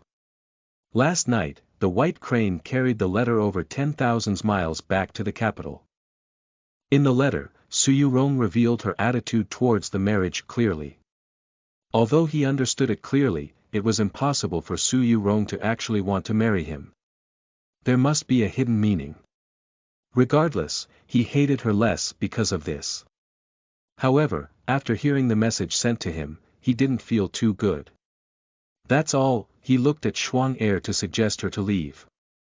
Shuang Er said, Miss also said, if you have anything to say, you can write a letter to her directly. With a flutter, a white crane flew down from the sky. While flapping its wings, it landed outside of the library. Water slowly flowed down from its feathers. Chen Changsheng looked at the white crane and nodded. The white crane moved near him and touched his right arm using its neck. It appeared to be very affectionate towards him. Did you live well all these years? He spoke to the white crane. White crane tweeted as if it was answering. Seeing this image, Shuang Er was very surprised. Last night when the white crane flew back, Chen Changxing felt that he had forgotten something. Back then, he thought it was the black dragon under the abandoned garden, but now he recalled that he should write a letter and let the white crane take it to Su Yurong. There were many things to say, so it's better to communicate directly. Shuang Er had been playing a role in the communication between Su Yurong and him. He didn't like that. From the time he arrived at the capital, he had only received one letter from Su Yurong. In this letter, there were only 3 words and it was very concise: please behave yourself. Chen Changxing held pen and thought for a while about how determined, meaningful, and arrogant the words he wrote should be, so that he could reply to her without losing his honor. This was the first letter he wrote to her after 10 years. However, after all this thought, he only wrote a normal letter, with normal words about normal things. He didn't really want to get in a fight, not physical, with little girl. Even if she was Su Yurong, even if she was only 3 days younger than him, he considered her a little girl. In the south, 10,000 miles away, it was the Mountain Virgin. The land under the Mountain Virgin was all forbidden. But 300 miles away, there was a small town. The inhabitants were all commoners. There were blacksmiths, a liquor store, a meat store and a casino. Usually, people play dice or dominoes, but in the depths of this casino, there was a simple room. In the room there was a table. People were playing mahjong there. Sitting at the east hand was a beautiful girl. The girl was around 14. She was so beautiful that it seems as if she wasn't a regular human. The other 3 people at the table knew she definitely was a regular human. 2 years ago, the boss of the casino was going to do something evil to her. The fact that she looked young and small and therefore weak, made it even easier to arouse a person's desire to commit a crime. He died in a very scary way. The dealer then took over the casino. He was the middle-aged man sitting at the west of the table. Since that day, after a period of time, this girl would come to the small town and play mahjong. She wouldn't stop without playing continuously for 2 days and a night. The simple room would only open once in several months. The people who were playing mahjong with her were the 3 from the very beginning. Nothing changed. The 3 people were commoners. How could they expect to meet such special thing? From the endless fear in the very beginning to eventually playing without trembling their hands, they played a very long time. By now, they could already naturally get along with that little goddess. In game, they would no longer go easy, but would play for real, and sometimes, they even dared to complain. Being able to play mahjong with such a pretty goddess, how fortunate were they? And sometimes, they could really win money. A crane's tweet came up outside the window and little girl said, I have something to do tonight, can't play anymore. The 3 people were very surprised. They all thought. What happened? She actually ended it so early this time.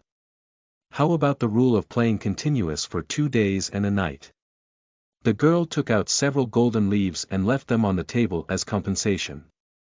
She then turned around and left. The three stared at each other. A lady worried and said, "It seems that something happened to the girl. She's not so interested in the game." On a cliff away from the small town, Su Rong unfastened the letter from the white crane's leg and opened it casually. Under the starlights, the paper could be seen clearly. The words were common, the handwriting was clear, and the paragraph wasn't long, but she took a long time to read it. Among the words and handwriting, she saw reservedness. She didn't see any hatred or negative emotion at all. She could hardly imagine how a youngster, after experiencing so many troubles in the capital, could still remain calm. If she was him, she definitely couldn't do so. She remembered that he was only 3 days older. She looked towards the direction of the capital and said, "If this letter isn't fake, then this person is either a gentleman or a forthright man." The white crane tweeted. Obviously, it didn't agree with her saying. The disagreement here was pointed to the word fake. Su Rong felt a little helpless. She said, "Why do you like that dude so much? I can't even remember how he looks like. Why is he worth your liking?" White Crane tweeted twice to remind her of her previous words about being a gentleman and forthright man. "No matter gentleman or saint, both are not people who I can live with for a long time on the way of shushing. It will be too boring." She looked at White Crane and said, "I don't want to live a boring life." White Crane slightly leaned its neck aside. It felt confused, as it probably thought. "Miss, if you don't want to marry Qin Chongsheng, then why do you write that letter? Why do you admit this marriage to the world?" Su Rong didn't explain. She had her own thinking. No matter parents or elders, Pope or Divine Queen, all couldn't tell what she was thinking. Then she opened up Shuang Er's letter and began reading. Next, she learned about the things that happened at the Ivy Festival last night. She slightly her eyebrows slightly, feeling surprised. Since the engagement was already announced to the public, then would she be able to at least live calmly for a while? She found this person really surprising. Then she saw the conversation that Shuang Er reported between her and Qin Chongsheng. She put her hands behind her back and looked towards the direction of the capital again. She was wordless for a very long time.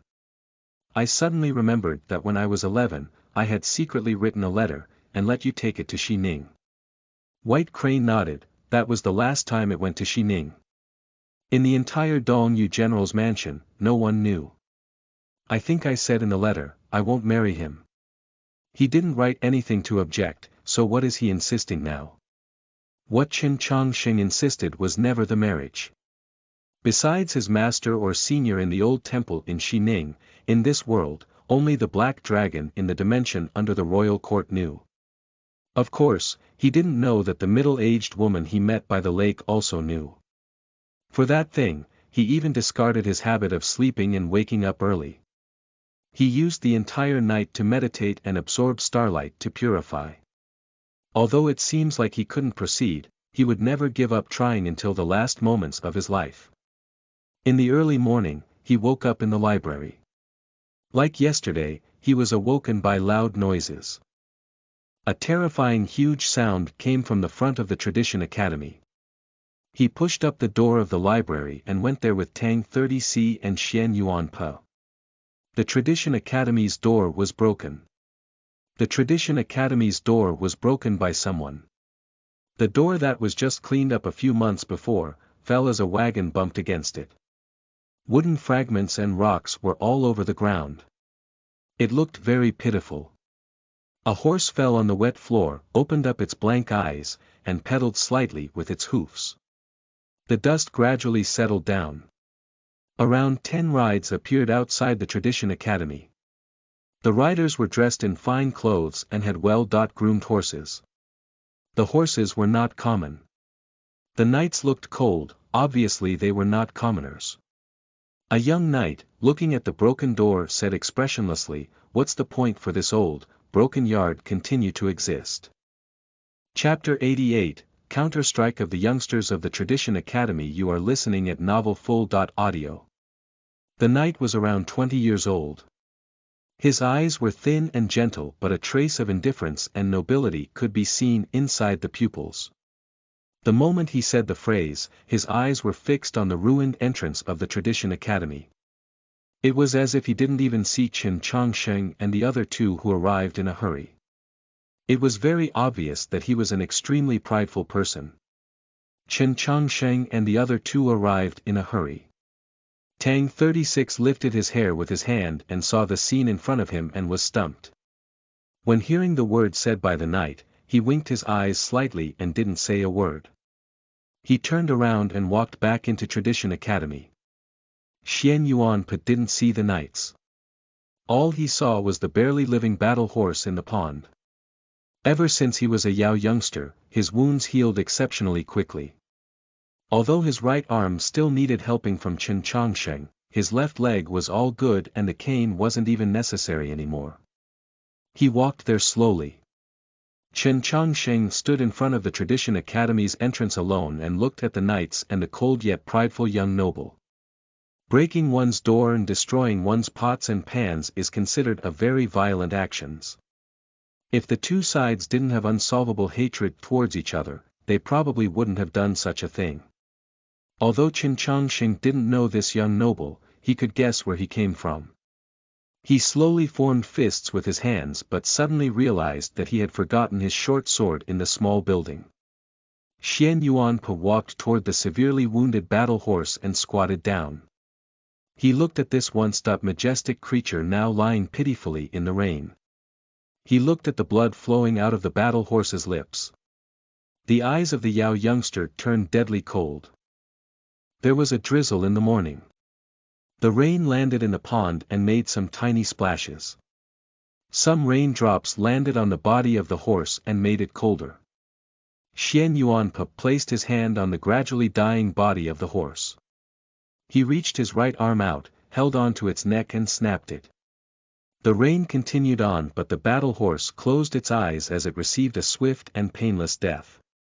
Xian Yuanpe stood up and glanced at the young noble on the horse. If you wanted to break our entrance, you could just use stones or trees. Why would you use a horse to crash into the door? Just because you think it makes you powerful? No, it only reveals your shamelessness.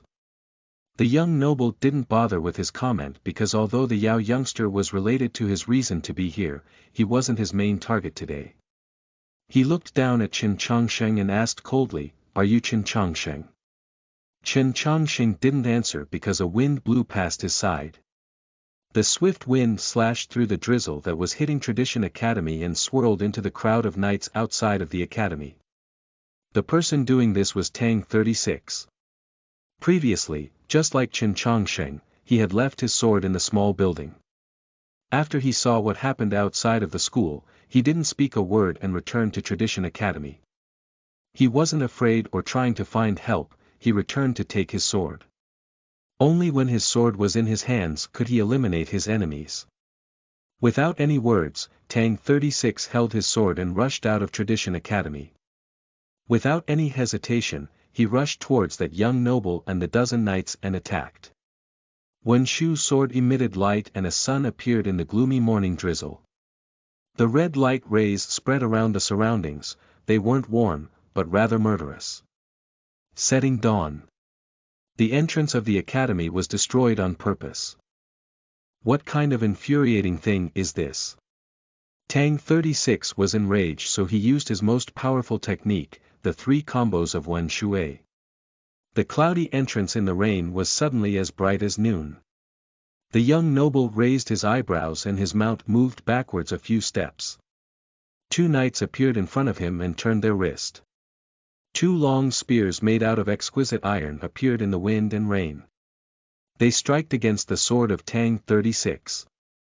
Only the most powerful North Army of Zhou dynasty was qualified to equip these kinds of spears.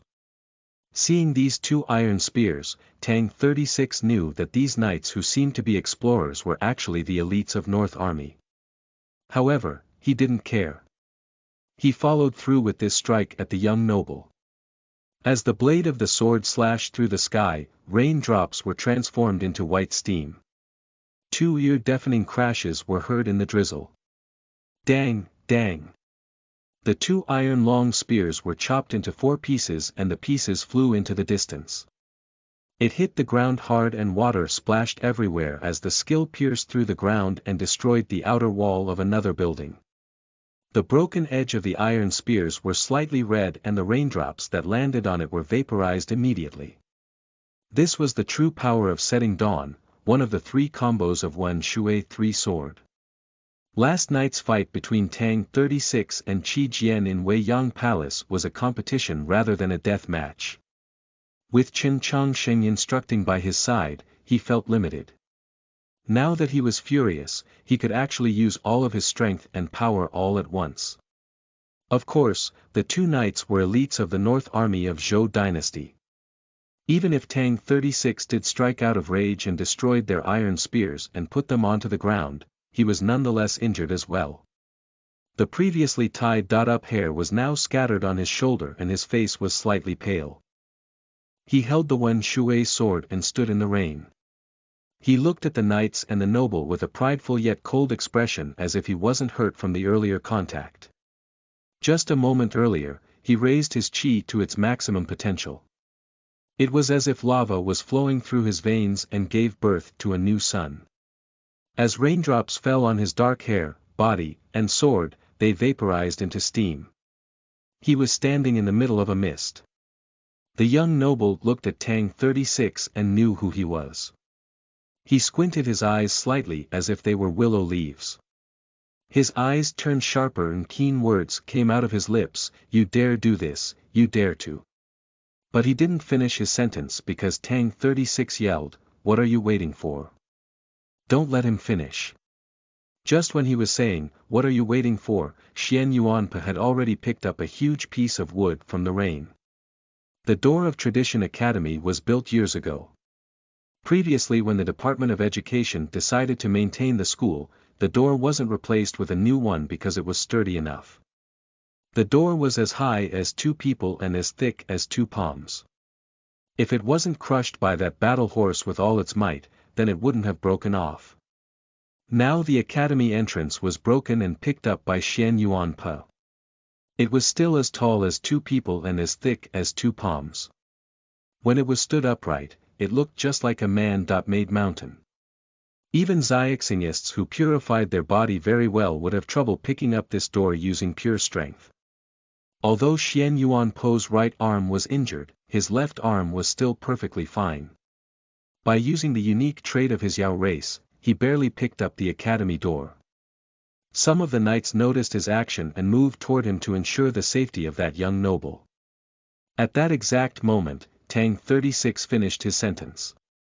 Xian Yuanpe screamed furiously and threw the mountain like door that he picked up with one arm towards the young noble. With a loud bang, a large cloud of dust rose from the ground against the rain. The floor in front of Tradition Academy shook slightly and the water ponds on the ground seemed to jump into the air. A second bang. 2 knights became 2 black dots and flew towards the distance and crashed into the ground. Although they were still holding their iron spears, their weapons were bent. The mount of the young noble reacted out of instinct and backed up a little. The noble wasn't hit by Xian Yuanpe and obviously wasn't injured. But his cloth got splashed by the dirty water and dust from the ground. He couldn't maintain his previous cold eyes and attitude. His face became pale and his right hand that held the saddle was shaking. But it wasn't out of fear, it was out of rage. His eyes were on the 3 youngsters outside of Tradition Academy. Tang 36 was holding the sword in the mist. Xian Yuanpe was holding the door in the rain. And Chen Changsheng was standing under the broken roof of the academy. He didn't do anything, even his cloth didn't get wet. The noble was furious. He wasted the life of a battle horse and cracked open the entrance of this ruined academy. He felt this action was suitable for his noble and powerful status. He was waiting for the people inside to come out so that he could rebuke them and let them experience living hell. But the result wasn't what he expected. He didn't even finish his sentence and 4 of his subordinates were severely injured. Even the door that he broke was used against him. The momentum from cracking open the entrance was put down so forcefully that he wasn't comfortable with it. He was very angry. Everyone in the capital knew what kind of terrifying result would come of his anger. When he was infuriated, even Zhou Tong needed to keep his silent. He looked at the 3 youngsters in the rain as if they were 3 dead corpses. Very well, very well. The young noble was so angry that he started laughing. A trace of red appeared on his pale cheeks. It seemed both unhealthy and creepy. Before the young noble spoke again, Tang 36 whispered to Qin Changsheng, when he starts to speak, don't let him finish. Xian Yuanpa also looked at Qin Changsheng. Previously he and Tang 36 had some action, now it was his turn. Qin Changsheng looked back at Tang 36 and asked confusedly, why? Don't let him have the chance to rebuke, make him suffer from restraint. Just like what you planned last night. Yes. This is important because I'm not happy and I can't him be happy either. Tang 36 looked at the broken door of Tradition Academy and answered expressionlessly. Just this moment, the young noble's voice was heard in the drizzle, very well, very well. Qin Changsheng made a decision and raised his head while glancing at the noble. He said the sentence, but when he spoke, he was a little slow and felt conflicted because he had never said this kind of sentence before in his life. But besides this, he didn't know how to stop the words of the young noble. Just as Tang 36, the broken door of Tradition Academy made him angry as well. Well. He looked at the young noble and said sincerely, F*** your grand aunt. From Xining village to the capital, he never cursed. Qin Changsheng hardly ever yelled at anyone. Therefore when he cursed, he was inexperienced. He even stopped midway a few times. It was as if he was a child starting to learn how to speak. The syllables followed one another slowly. Speaking logically, the young noble had time to stop Qin Changsheng's sentence, but he didn't. Qin Changsheng thought he finally succeed even though it was a bit sloppy. He glanced at Tang 36 for some compliments, but he noticed the atmosphere of the field was a little strange. Silence filled the entrance of Tradition Academy in the morning drizzle. Even the dust from the crashes were put down by the wetness of rain and couldn't swirl in the air anymore. Chapter 89, The Scattered Curtain of Rain. You are listening at novelfull.audio. After cursing, Qin Changsheng finally felt relieved. But he suddenly realized that the atmosphere around the entrance got even heavier. What was strange was that this heaviness originated from Tang 36 and Xian Yuanpa. The expressions on their faces were awkward, especially Tang 36. He looked at Qin Changsheng with such a surprised look as if Qin Changsheng was an idiot. The young noble was also severely shocked. He thought to himself, perhaps there are people in the capital who dared to yell at him, but who dared to bring shame to his grand aunt. The knights never thought such a thing would happen either. They were so surprised that they forgot about their rage. A weird silence filled the entrance of Tradition Academy. Do you know who he is? Tang 36 walked toward Qin Changsheng and whispered. Qin Changsheng answered, who else could he be? He's probably a member of the family of Tian Hai. You knew that he is a member of family of Tian Hai and dared to curse like that. Tang 36 said while breathing heavily. Qin Changsheng was confused, aren't you not afraid of family of Tian Hai? Plus you also said that the Divine Queen and family of Tian Hai are 2 different things. Tang 36 looked at him stumped. He stared at him for a long time and finally realized that Qin Changsheng didn't really understand. That curse was just a coincidence, or rather, a mistake. If weren't for the serious situation Tang 36 was in, he would have started laughing. But since this was serious, he held it in. Tang 36's face got all red from his effort to keep himself from laughing out loud. What happened? Qin Changsheng was still confused. Tang 36 patted on his shoulder and sympathized, family of Tian Ji isn't the same thing as Divine Queen, but this person's grand aunt that is the Divine Queen herself. Chen Chongsheng was stunned. He didn't know what to say. Of course he knew Divine Queen's last name was Tian Ji, but he never thought that his random curse, or more precisely, his first curse would target the Divine Queen. His expression was a little odd. He wanted to travel back in time, but obviously that wasn't possible. He couldn't take the words back either, so he could only lower his head and watch the raindrops hit the ground and pretend nothing happened earlier. That young noble finally came back to his senses and looked at Chen Chongsheng with a strange look. Perhaps he was so furious that a smile climbed up to the corner of his lips, but his voice was colder than the autumn rain that was falling from the sky. He praised, such an outstanding youngster. Anyone who dared to curse at the Divine Queen on the streets of Zhou capital was obviously outstanding. And usually, the people who are standing out of the crowd would die first. This young noble's name was Tian Ji Xingshui. His grandfather's name was Tian Ji Yuguo. His father's name was Tian Ji Qingwu. Tian Ji Yuguo is the elder brother of the Divine Queen. The Divine Queen is his grand aunt. The third generation of family of Tian Ji included around a dozen people. The most famous of them were the four brothers of the elder wife. They were named the four sons of Tian Ji. One of the sons is in the government court, one of them is in the military, one of them is in the business field, the last one is fooling around. Tian Ji Xingshui is the one who was in the military. He's also the most powerful Xiaxingist in the third generation of family of Tian Ji. He used to rank 12 on the honor roll of Green Cloud, but now, he's a Xiaxingist who's on the honor roll of Midas. Furthermore, he's a strong competitor for the championship of next year's Great Trial. Just yesterday he came back to the capital from the northern frontier and heard about what happened in the capital. He also heard news of his cousin, Tian Ji Yair, who was disabled after the Night of Ivy festival. He quietly waited one night and made sure Princess Luo Luo left the Tradition Academy for the Academy of Li Palace. Then the first thing he did after waking up was go to the Tradition Academy. He broke the door of Tradition Academy first, and next, he will make Tradition Academy close its doors. He came to the school today to release his anger. But he never expected his outlet of rage to be interrupted by the youngsters of Tradition Academy.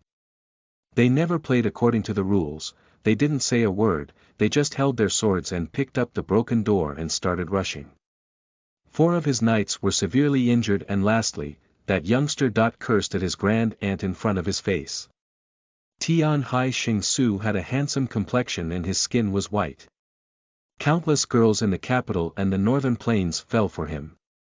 Now his face got even paler because of the drizzle landing on his skin, just like a pearl. However, only people who are close to him knew that this represented that his anger has reached its maximum point. Luo Luo's departure for Academy of Li Palace was the first step for some particular power in the capital to destroy the Tradition Academy. Chen Chongsheng and the others knew that they will face some big trouble and prepared themselves mentally yesterday under the big tree. Even so, they never knew that the first wave of destruction would come so suddenly and intensely. This isn't how the plot of other stories go. In those stories, the enemies would start out weak as mosquitoes and the righteous main character would defeat them. Then, the powerful enemies would come out and start trouble. In this case, the powerful enemy came out in the introduction. You came out too early. But it's more interesting this way.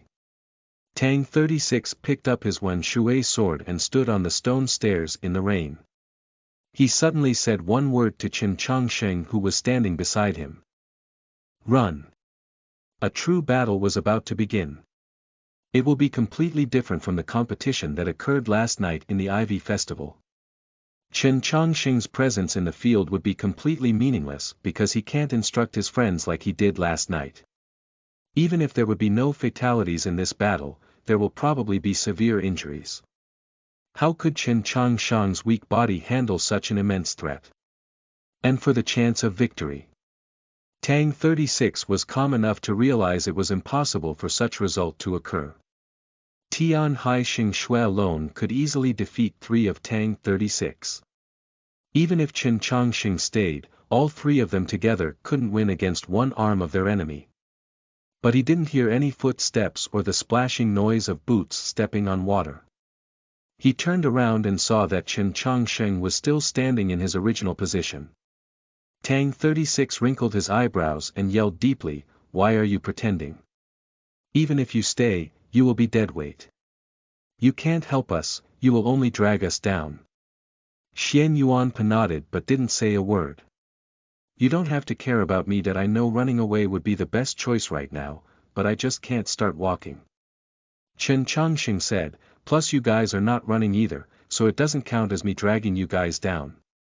Tang 36 thought for a moment and knew he couldn't convince this guy. He stopped talking, took out Wen Shui's sword and walked out of the entrance. He stepped on the water on the stone stairs. He slapped his Wen Shui's sword on his leg while his feet walked on the pond. Both actions made a clear splashing sound. Following his slap, the rain water left the blade of the sword like pearls and scattered everywhere. After being cleansed by rain water, the Wen Shui sword was bright again. The setting dawn that would be used later will be prettier than the first one. It is hard for them to move their feet when walking backwards. It was much easier to charge forward. Qin Changxing followed Tang 36 and walked out of the entrance of the Tradition Academy. Xian Yuanpa looked at the wooden board that was once the door of the academy. He thought for a moment and didn't let it go, but rather he kept it in his arms and followed them out. Outside of Tradition Academy, dozens of knights from the North Army awaited. But the 3 youngsters were fearless. "Crush them." Tian Hai Xing Shui commanded expressionlessly with his right hand holding onto the saddle lightly. He himself would be enough to defeat these 3 students of Tradition Academy. But he knew that although it was early in the morning, there were a lot of people in the streets outside of Tradition Academy. These people wanted to see how family of Tian Hai would treat the Tradition Academy. He will crush them directly, he will sabotage Tradition Academy. He will prove it to the entire world that the honor of family of Tian Hai is untouchable. Suddenly, the rain intensified. The raindrops got bigger and landed on the marble floors of 100 Blossom Street and were scattered into pieces. The curtain of rain got denser and blocked people's visions. Horseshoes were tapping on the ground as if they were booming thunder. Dozens of dark shadows ran towards the entrance of Tradition Academy like arrows. The battle horses were of unique breeds. They had the bloodline of magical beasts, which was why they could accelerate into such a terrifying speed in such a short distance. Observing this scene, Tang 36 thought to himself, previously when he was getting his sword, he drank a cup of hot tea, so why was he feeling so cold now? Rain fell onto Xian Yuanpo's face and moisturized his beard while sinking into his lips. He was confused as to why he was shaking. It was due to nervousness, and probably fear as well. Even if they were prideful youngsters, they never faced the danger of death. Qin Changxing's expression didn't even change one bit, probably because he was under the constant threat of his doomed fate. Suddenly, a wild wind started in the 100 Blossom Street. The direction of the rain tilted all over the places. A shadow with unimaginable speed appeared in the field and passed Qin Changxing while charging at Tian Hai Xing Shui and the dozen of knights. A dozen of long spears were broken in half and the knights were thrown onto the ground covered with rain. No one saw clearly what had happened. When the sound of broken spears disappeared, 2 feet landed on the pond of water on the marble floor. In the thick curtain of rain, it scattered. How fast did that person go? Naked eyes couldn't capture his speed, only when he passed the rain did he leave a mark on this world. Tian Hai Xing Shui's pupil contracted. He felt an aura of danger. He never thought there would be a hidden powerful figure in Tradition Academy. He didn't back off, because he knew that no matter how fast he went, he couldn't escape the opponent. He screamed and thrust the iron spear in front of him into the curtain of rain. The place that he targeted was the frontmost location of the scattered curtain of rain. The chi inside his body rushed out and cooperated with the momentum of the spear and broke through the intense rain in front of him. Countless raindrops turned into thin strings and circled around the tip of the spear. Suddenly a fist appeared in the air and crushed into the tip. When that fist appeared, all of the attention on the iron spear was taken away. The rain strings swirling around the spear head scattered and disappeared. That fist broke the boundary of rain and crashed into the head of the spear. The iron spear of Tian Ji Shui was obviously no normal weapon. Especially the spear tip, which was crafted by the master ironsmith of Zhou dynasty. It was made of meteorite iron. Who knew how many demon warriors were pierced and killed on the northern plains by this spear? But the tip of the spear was bent from its contact with the fist. A formidable strength transferred from the spear back to its owner. Tian Ji Shui's hands started bleeding and he couldn't hold on to the handle of the spear anymore. The iron spear shook violently and shot out backwards like an arrow. If the weapon landed on his chest, even if he didn't die, he would have been injured badly. Just this moment, another hand appeared in the air. It was a thin and dry hand. That hand landed on the shoulder of Tian Ji Shui.